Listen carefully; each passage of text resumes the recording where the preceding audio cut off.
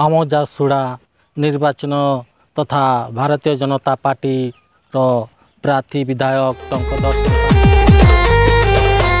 Hello welcome to my YouTube channel ah Subhagya official.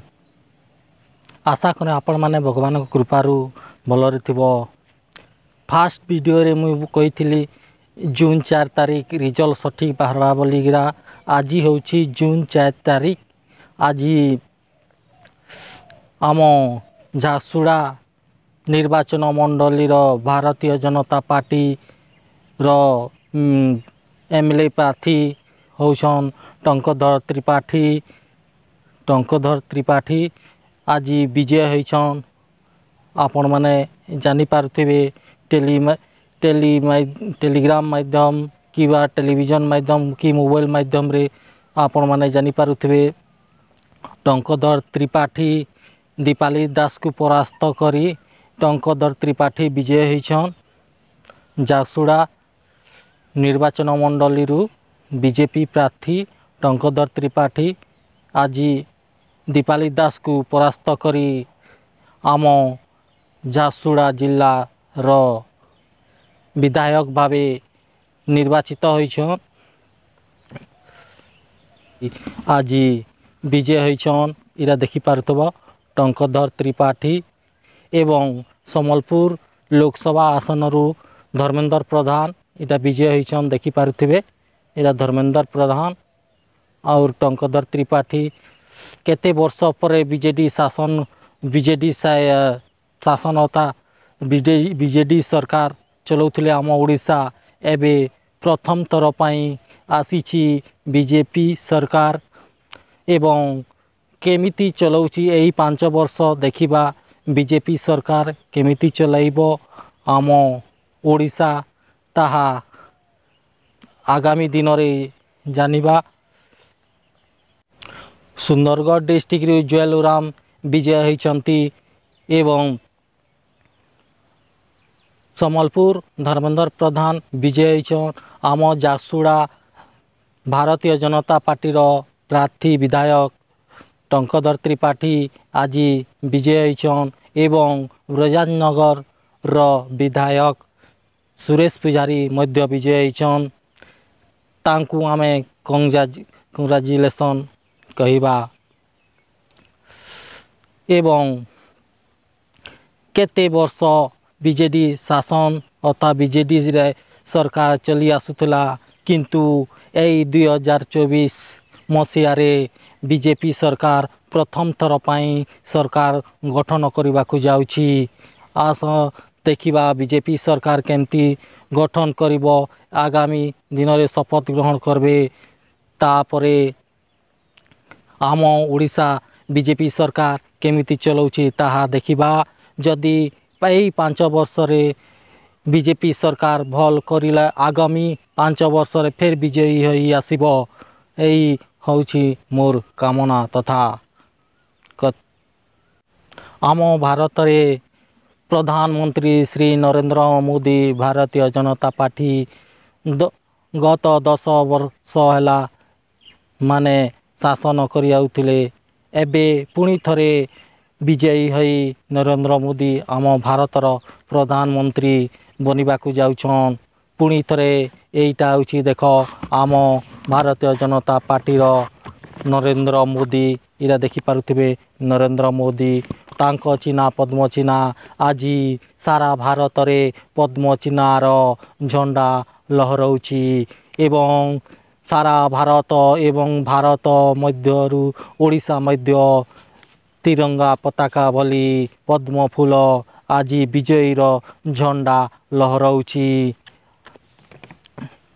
एवं ओडिशा सरकार रे केमिति बीजेपी सरकार गठन करिबो एवं केमिति आम राज्य शासन चलाइबो ताहा आगामी दिन रे जानिमा।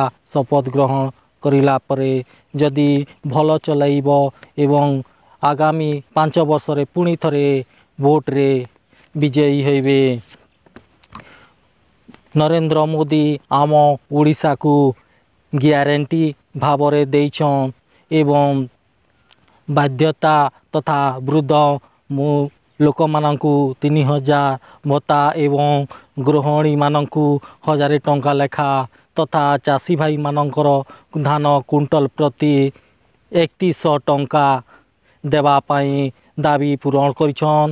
ସେହି ଦାବି ଗୁଡ଼ିକ ଦେଖୁଁ ଆଗାମୀ ଦିନରେ ପୂରଣ କରିପାରୁଛନ୍ କି ନାହିଁ ବିଜେପି ସରକାର।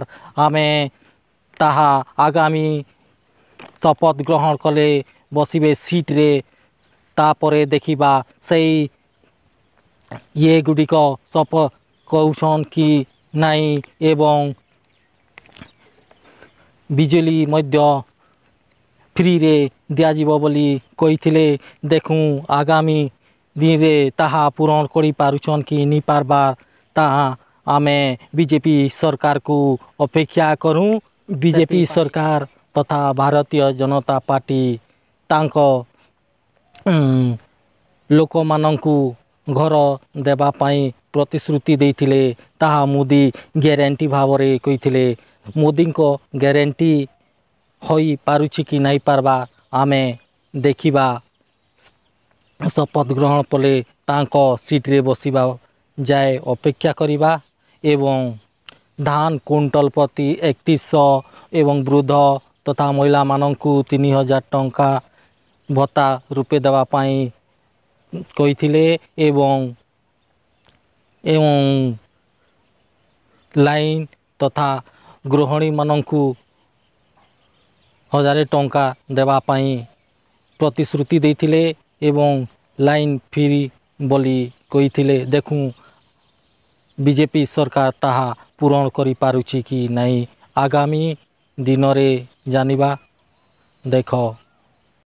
ହ୍ୟାଲୋ, ଟଙ୍କଧର ତ୍ରିପାଠୀ ଝାରସୁଗୁଡ଼ା ଭାରତୀୟ ଜନତା ପାର୍ଟି ବିଧାୟକ ରୂପେ ନିର୍ବାଚିତ ଆଜି ବିଜୟୀ ହୋଇଛନ୍ ଆଜି ଝାରସୁଗୁଡ଼ା ଠାରେ ଏବଂ ଆମ ଅଞ୍ଚଳରେ ଆସି ପ୍ରତିଶ୍ରୁତି ଦେଇଥିଲେ।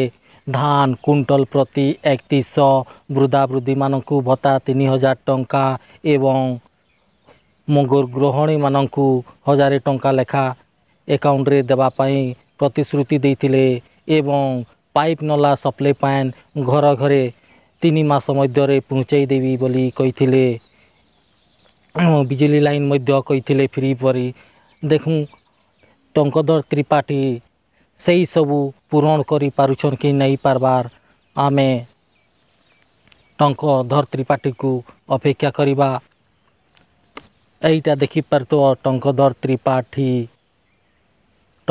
ତ୍ରିପାଠୀ ଏବଂ ଧର୍ମେନ୍ଦ୍ର ପ୍ରଧାନ, ନରେନ୍ଦ୍ର ମୋଦି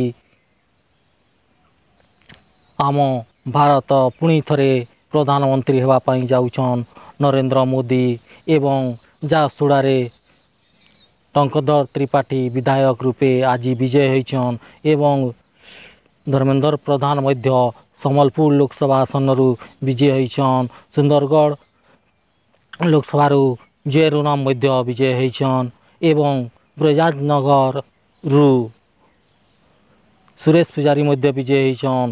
ସେଇ ବିଜେପି ପାର୍ଟିର ଯେଉଁ ସବୁ ନେତା ଅଛନ୍ ତାହା ଯେଉଁ ପ୍ରତିଶ୍ରୁତି ଦେଇଥିଲେ ତାହା ପୂରଣ କରିପାରୁଛନ୍ କି ନି ପାରବାର୍